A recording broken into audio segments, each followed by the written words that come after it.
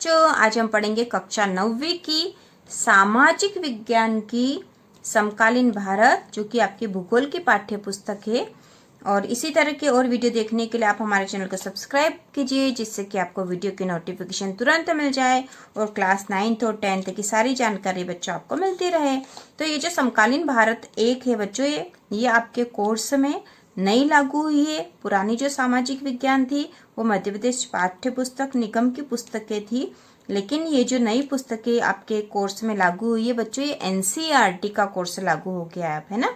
तो एनसीईआरटी के अंतर्गत ये भूगोल है। इसकी विशेष सूची के अनुसार आपके कोर्स में 6 अध्याय हैं, है ना बच्चों। 6 अध्याय हैं। अध्याय 1 जो है भारत आकार और स्थिति, अध्याय 2 भारत का भौतिक स्वरूप, अध्याय 3 है अपवाह, अध्याय 4 जलवायु, 5वां है प्राकृतिक वनस्पति तथा वन्य प्राणी और 6ठा है जनसंख्या। तो ये भूगोल की पुस्तक आपके लिए बहुत महत्वपूर्ण है, क्योंकि भूगोल से संबंधित बहुत सारे क्वेश्चन जो है आगे आने वाले समय में प्रतियोगी परीक्षाओं में भी आते हैं। और यदि आप अच्छे से पढ़ोगे तो आपका जो बेसिक वो मजबूत रहेगा और आपके आने वाले समय में आप अच्छे से सब कुछ कर पाओगे, है ना बच्चों। तो हम पढ़ते हैं भारत आकार और स्थिति, जो कि पाठ 1 है आपके पुस्तक का। भारत विश्व की प्राचीन संस्कृतियों में से एक है ना। भारत जो है विश्व की प्राचीन संस्कृतियों में से एक है। पिछले 5 दशकों में भारत ने सामाजिक आर्थिक रूप से बहुमुखी उन्नति की है ना। कृषि, उद्योग, तकनीकी और सर्वांगीण आर्थिक विकास में अद्भुत प्रगति हुई है। भारत का विश्व इतिहास में भी महत्वपूर्ण योगदान है। ठीक है, अब हम पढ़ेंगे स्थिति। भारत एक विशाल देश है। यह उत्तरी गोलार्ध में स्थित है ना बच्चों। जो जो मुख्य चीजें हैं आप उन पे निशान लगाते जाना। यह उत्तरी गोलार्ध में स्थित है और इसका मुख्य भाग 8 डिग्री 4 कला उत्तर में और 37 डिग्री 6 कला उत्तर अक्षांश तथा 68 डिग्री 7 कला पूर्व से 97 डिग्री 25 कला पूर्व देशांतर तक है ना बच्चों। कर्क रेखा 23 डिग्री 30 कला उत्तर में देश को लगभग 2 बराबर भागों में बांटती है। कर्क रेखा 23 डिग्री 30 कला उत्तर में देश को लगभग 2 बराबर भागों में बांटती है बच्चों, है ना। ये याद रखने की चीजें आपके लिए। मुख्य भूभाग के दक्षिण पूर्व में अंडमान और निकोबार द्वीप समूह, बंगाल की खाड़ी में तथा दक्षिण पश्चिम में लक्षद्वीप द्वीप समूह अरब सागर में स्थित है बच्चों ना। चित्र के द्वारा भी आपको आगे समझाएंगे हम। अपनी एटलस की सहायता से इन द्वीप समूहों का विस्तार ज्ञात करो। ठीक है, अब यहाँ पर क्या आप जानते हैं, भारतीय संघ राज्य का सबसे दक्षिणी बिंदु जो इंदिरा बिंदु कहा जाता था, सन 2004 में सुनामी लहरों के कारण समुद्र में जलमग्न हो गया। तो भारतीय संघ राज्य का सबसे दक्षिणी बिंदु कौन सा था बच्चों? इंदिरा बिंदु कहा जाता था और 2004 में सुनामी में वो डूब गया। आकार भारत के भूभाग का कुल क्षेत्रफल लगभग 32.8 लाख वर्ग किलोमीटर है बच्चों। ये आपको नोट करना है, ये जीके का क्वेश्चन है। हो सकता है आने वाले समय में आप कोई प्रतियोगी परीक्षा दो और ये प्रश्न आए, है ना। भारत का क्षेत्रफल विश्व के कुल भौगोलिक क्षेत्र का 2.4% है। भारत का क्षेत्रफल विश्व के कुल भौगोलिक क्षेत्र का 2.4% है ना बच्चों। आप भी इसे अंडरलाइन करते जाना, है ना। स्पष्ट है कि भारत विश्व का 7वां बड़ा देश है। भारत विश्व का 7वां बड़ा देश है। भारत की स्थल सीमा रेखा लगभग 15,200 किलोमीटर और समुद्री तट रेखा अंडमान और निकोबार द्वीप समूह तथा लक्षद्वीप समूह के साथ 7,516.6 किलोमीटर है ना। स्थल सीमा रेखा तो लगभग याद रखना 15,200 किलोमीटर बच्चों।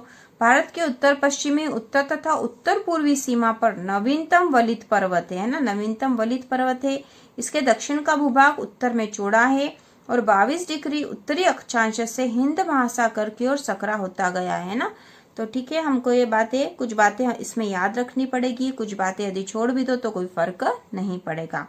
इसके पश्चिम में अरब सागर और पूर्व में बंगाल की खाड़ी स्थित है ना। तो भारत के बारे में बात कर रहे हैं कि इसके पश्चिम में तो अरब सागर है और पूर्व में बंगाल की खाड़ी स्थित है। ठीक है, अब हम देखेंगे चित्र 1.3 की बात हो रही है यहाँ पे, तो पीछे दे रखा है। अक्षांश और देशांतर का विस्तार लगभग 30 डिग्री है, परंतु फिर भी पूर्व पश्चिम का विस्तार उत्तर दक्षिण के विस्तार की अपेक्षा कम प्रतीत होता है। गुजरात से अरुणाचल प्रदेश के स्थानीय समय में 2 घंटे का अंतर है ना बच्चों। ये चीजें आपको अंडरलाइन करके याद करनी है। गुजरात से अरुणाचल प्रदेश के स्थानीय समय में 2 घंटे का अंतर है, अतः 82 डिग्री 30 कला पूर्व देशांतर रेखा को भारत की मानक याम्योत्तर माना गया है। Very important. अतः 82 डिग्री 30 कला पूर्व देशांतर रेखा को भारत की मानक याम्योत्तर रेखा माना गया है ना बच्चों। ये सारी चीजें आपको याद रखनी बच्चों। आपने कभी सुना भी होगा कि कितने ही जो है आईएएस की तैयारी करने वाले या संघ लोक सेवा की तैयारी करने वाले जो स्टूडेंट रहते हैं वो एनसीईआरटी की बुक का ही नाम लेते हैं कि हमने एनसीईआरटी की बुक से ही पढ़ाई करी है। तो ये जो आपकी बुक है एनसीईआरटी की ही बुक है और ये आपको पढ़ना बहुत जरूरी है। और इसको केवल एग्जाम के 9th के एग्जाम के हिसाब से ही नहीं पढ़ना बच्चों, बल्कि आपको आने वाले भविष्य में जीके के मान से भी इसको पढ़ना है। तो आपका जो बेसिक है बहुत मजबूत रहेगा और आप अच्छे से हर प्रतियोगी परीक्षा में अच्छे नंबर लाओगे, है ना। तो ठीक है, हम पढ़ रहे थे कि भारत की मानक याम्योत्तर जो है पूर्व देशांतर रेखा को भारत की मानक याम्योत्तर माना गया है, जो कि उत्तर प्रदेश में मिर्जापुर से गुजरती है। कहाँ से गुजरती बच्चों? उत्तर प्रदेश में मिर्जापुर से गुजरती है। अक्षांश का प्रभाव दक्षिण से उत्तर की ओर दिन और रात की अवधि पर पड़ता है। ठीक है, अब यहाँ पे दे रखा है भारत तथा विश्व, मतलब भारत की विश्व में क्या स्थिति है ये भी हमें पता होना चाहिए। भारतीय भूखंड एशिया महाद्वीप के पूर्व और पश्चिम के मध्य में स्थित है। भारतीय भूभाग एशिया महाद्वीप का दक्षिणी विस्तार है। हिंद महासागर जो कि पश्चिम में यूरोपीय देशों और पूर्वी एशियाई देशों को मिलाता है ना। हिंद महासागर क्या करता है? पश्चिम में यूरोपीय देशों और पूर्वी एशियाई देशों को मिलाता है। भारत को केंद्रीय स्थिति प्रदान करता है। देखिए, दक्षिण का पठार हिंद महासागर में शीर्षवत फैला हुआ है ना, और पश्चिम एशिया, अफ्रीका और यूरोप के देशों के साथ साथ पूर्वी एशिया के देशों से भी पूर्वी तट के माध्यम से निकटतम संबंध बनाए हुए हैं। हिंद महासागर में किसी भी देश की तटीय सीमा भारत जैसी नहीं है ना, भारत की सीमा विशेष है। भारत की इसी महत्वपूर्ण स्थिति के कारण एक महासागर का नाम इसके नाम पर रखा गया। तो ये बच्चों याद रखना है ना, एक महासागर का नाम भारत के नाम पर क्यों रखा गया? क्योंकि भारत की विशेष स्थिति है ना, विशेष स्थिति है ना। तटीय सीमा जो है वो भारत की जो तटीय सीमा है, इसके तटों की जो सीमा है वो विशेष है, इसलिए एक महासागर का नाम भारतीय महासागर मतलब भारत के नाम पर रखा गया। आपने सुना होगा हिंद महासागर है ना, उसका नाम भारत के नाम पर रखा गया है। तो यहाँ दे रखा बच्चों विश्व के 7 बड़े देश, विश्व के 7 बड़े देश जो आपको याद रखने चाहिए। तो इसमें सबसे बड़ा है रूस, फिर कनाडा, संयुक्त राज्य अमेरिका, चीन, ब्राजील, ऑस्ट्रेलिया और भारत। तो भारत का स्थान विश्व के 7 बड़े देशों में 7वां स्थान भारत का है। बच्चों यहाँ पे भारत विस्तार एवं मानक रेखा यहाँ दे रखी है। देखो बच्चों यहाँ पर ये कर्क रेखा दे रखी है जो भारत को 2 बराबर भागों में बांटती है ना। और यहाँ पे अरब सागर जो भारत के पश्चिम में स्थित है ना। पूर्व में बंगाल की खाड़ी दे रखी है बच्चों। तो ये आपको जो नक्शा अच्छे से देखना है ना। आपके जो एग्जाम में है नक्शे से संबंधित प्रश्न भी जरूर आते हैं, है ना, जरूर आते हैं। और इसमें क्या क्या महत्वपूर्ण है, कौन कौन से आ सकते हैं, हम आपको बाद में जरूर बताएंगे। ठीक है बच्चों, ये हिंद महासागर है ना। एक महासागर का नाम भारत के नाम पर रखा गया, तो ये रहा हिंद महासागर। यहाँ पर श्रीलंका है।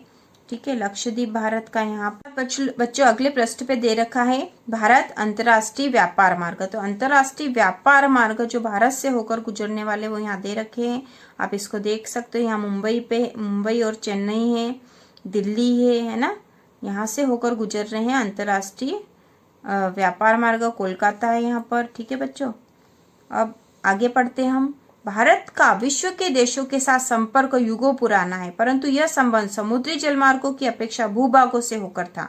उत्तरी पर्वतों के दर्रों से अनेक यात्री प्राचीन काल में भारत आए, जबकि समुद्री मार्ग बहुत समय तक ज्ञात नहीं थे। तो शुरुआत में कौन सा था? समुद्री मार्ग तो पता ही नहीं था लोगों को, है ना, बाद में पता चला। उसके पहले ये पर्वत के दर्रों से अनेक यात्री आए थे, भूभाग से आए थे। इन मार्गों से प्राचीन समय से विचारों और वस्तुओं का आदान प्रदान होता रहा है। भारत का पश्चिम, मध्य और पूर्वी एशिया तथा दक्षिणी एशिया के पड़ोसी देशों के साथ एक अद्भुत संपर्क रहा है। इसी प्रकार उपनिषदों के विचार, रामायण और पंचतंत्र की कहानियां, भारतीय अंक एवं दशमलव प्रणाली आदि संसार के भिन्न भागों तक पहुंच सके, है ना। भारतीय जो अंक है, तो ऐसा माना जाता है कि शून्य का आविष्कार भी भारत में हुआ था, है ना। दशमलव प्रणाली भारत में विकास हुआ है।